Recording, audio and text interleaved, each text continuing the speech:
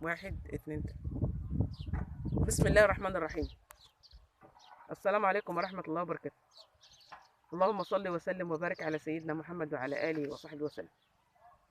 يا جماعة، عم أحمد ده مشكلة بقاله سنة. كان عندهم بيت ورثه هو وأخوه عن والده، اتربوا فيه وعاشوا فيه العمر كله. وفجأة بعد ما جم ياخدوا البيت، كل واحد ياخد حقه، واحد بينا نص البيت. عم أحمد جه من سنة يبني النص بتاعه، طلعوا له مشاكل في البيت. قالوا له البيت مش بيته، الأرضية مش بتاعته.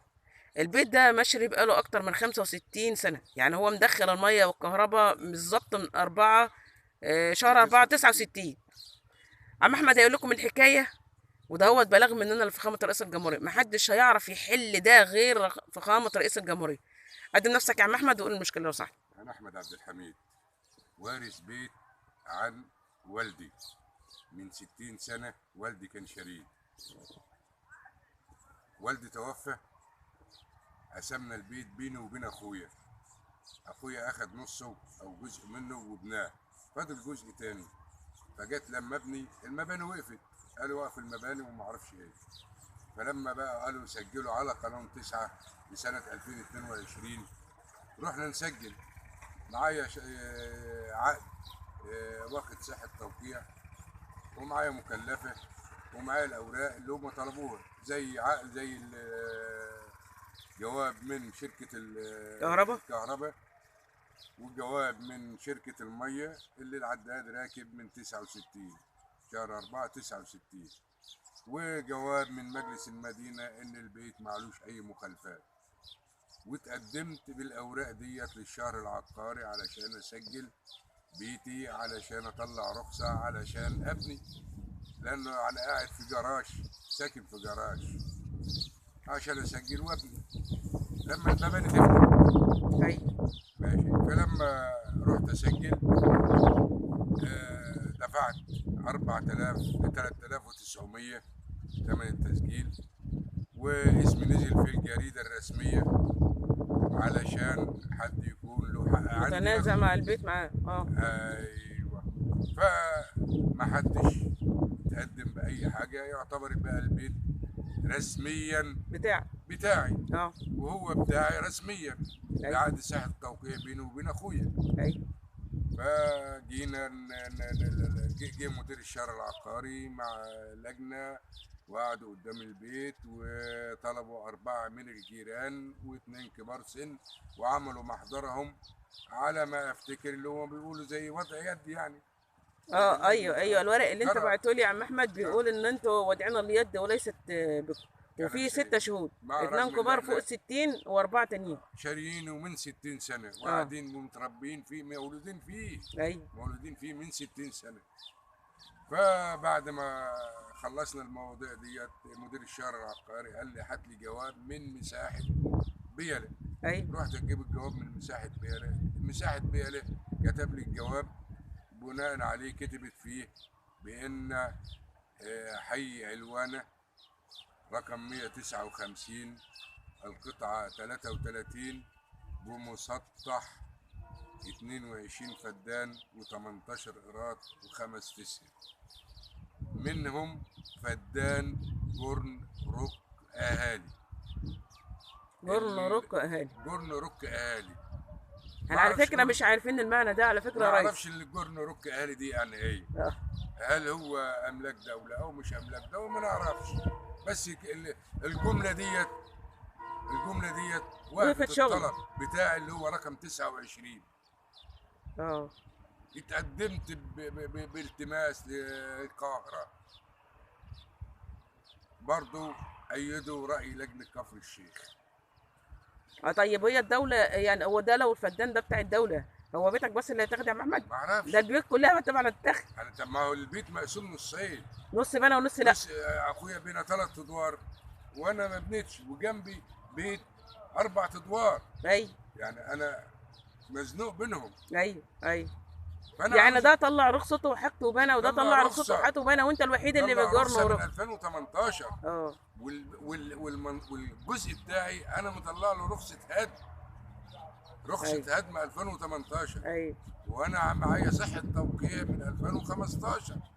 ايوه ما انا عاوز افهم الجزئيه ديت مين اللي يحلها لي؟ الريس.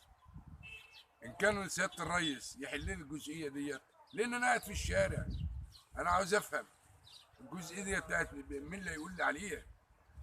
60 سنة يا ريس وهم قاعدين في بيتهم، ولما جم يبنوا واحد معاه فلوس بنى، والتاني على ما جهز فلوسه جه يبنى كانت المباني وقفت. ولما جه يبني قالوا له ده انت تبع الجورن روك ده، فهو واقف. ده يعني مش عارف. بيقولوا المساحه. المساحة بتقول له المساحة كده، ومش عارف يطلع أي حاجة، والفلوس اللي دفعها راحت وكل حاجة راحت ووقف. يعني اللي على يمينه باني واللي على شماله باني. أنا واللي سجلت ورايا واللي وراه باني. أنا سجلت فيديو قبل كده من أسبوع وكنت نزلته، كالعادة انشال. يعني كالعادة انشال والصفحة اتقفلت. بس ما ينفعش يا ريس، الراجل ما عادش يلاقي، الراجل عايش في الشارع. يعني اللي على يمينه واللي وراه واللي قدامه بانيين، وهو المساحة صغيرة، المساحة حوالي عن العرض 94 بتاعها متر. 94 متر في 94 العرض. متر. العرض يعني العرض ضيق 7 متر. 7 امتار. هي ويعني اللي 7 في طول 13 ونص. يعني اللي على يمينك باني واللي على شمالك باني واللي ورا البيت باني، وانت الوحيد اللي طلعت تبع الفدان. ما اعرفش. وقدامه شارع. مع العلم ان المنطقه ديت فيها 2 معهد، فيها 2 مدرسه ثانوي. 3 معاهد ازهريه. واثنين مدرسه ثانوي. وفي مدارس ابتدائي. يعني ده كلهم من 22 فدان، واستعاره رئيس مجلس المدينه والمركز القديم. المركز القديم بتاعنا، المبنى بتاعه اللي هو واقف ده، لا اتهد ولا فيه سكان ولا فيه حاجه. المركز ده كلهم من 22 فدان و18 ايراد والخمس تسع. طب هو الراجل ده هيفضل قاعد في الشارع وهو ما هوش عارف لا يبني ولا عارف بدايه الفدان فين ولا اخرته فين؟ يعني هو الوحيد اللي هو في الفدان. هو بيته فدان. هو قال لكم ان بيته واد حاجه و90 متر. والفدان احنا اتعلمنا ان هو 4200 متر. يعني الراجل ده هو اللي وراه كلهم بينه واللي قدامه هو الوحيد اللي تبع الفدان. والراجل ده يعمل ايه بقى؟ هو شارين البيت. صحاب الارضيه لسه موجودين في البلد، نصهم هنا ونصهم عندكم في القاهره، وانا عارفينهم وناس معروفين. هو اشتري من ناس، ما هوش سارق ومش واضع يد. الراجل شاري زي بقيه البلد كلها، زي بيلا كلها ما اشترت هو شارين شاري. من 60 سنه. شارين من 60 سنه وقاعدين. 60 سنه جايين النهارده بتقول لهم جرنكم. يعني كتير بس والله. للاسف العقد القديم بتاع والدي اللي شاري بيه، واحنا اول ناس شارين في المنطقه دي. ايوه انتوا على ناصية الشارع. راح أيوة. واحنا بنهد الجزئيه اللي هي بتاعت الجزء بتاع اخويا. أيوة. راح مننا. نعمل ايه يعني؟ وفي ناس معاها عقود من نفس الشخص. من نفس الشخص ورايا ببيت. ورايا ببيت. من نفس الشخص. من نفس الراجل اللي احنا شارين منه. من نفس الحاج اللي احنا شارين منه. الله يرحم الجميع. الله يرحمه. معاه نفس العقد. دوت بلغ يا فخامة الريس من عم احمد. والله الورق بتاعه جاي لي، والله انا يعني اللي اداني الرقم بتاعي اديته لحد طلبوا مني، وانا طلبت منه الرقم نهار الثلاث اللي قبل رمضان. ثالث يوم رمضان ضرب عليا وقال لي في مشكله كذا كذا. بس انا والله الصحه على قدها، وكل يوم في سفر، وربنا وحده اللي عالم. بعد ما دفنت اخويا انا سجلت معاه مره ونزلناها وقفلوا لي الصفحه وحشوا الفيديو، والفيديو لسه عندي. احنا بنلتمس من سيادتك انك تشوف الناس دهمت الغلابه دهم. فدان ايه اللي جاي تدوروا عليه بعد 60 سنه؟ والفدان دهمت هم شاريين، انت جاي تحاسبه على حاجه وشاريها؟ ما تحاسب اللي بايع له، ما تحاسبوش هو اللي بايع له وخد فلوسه حاسبه عليه. هو فين الفدان؟ وهم دول تعال شوف الفدان. هو فين حدود الفدان؟ هو في الشارع. يعني هو الراجل دوت الوحيد اللي في الفدان. هو ما قدامش اللي قدامه شارع، ووراه ناس بانيه وعلى يمينه ناس بانيه وعلى شماله ناس بانيه. هو الوحيد اللي مالك الفدان 94 متر بقى هو الفدان. يحددوا الفدان.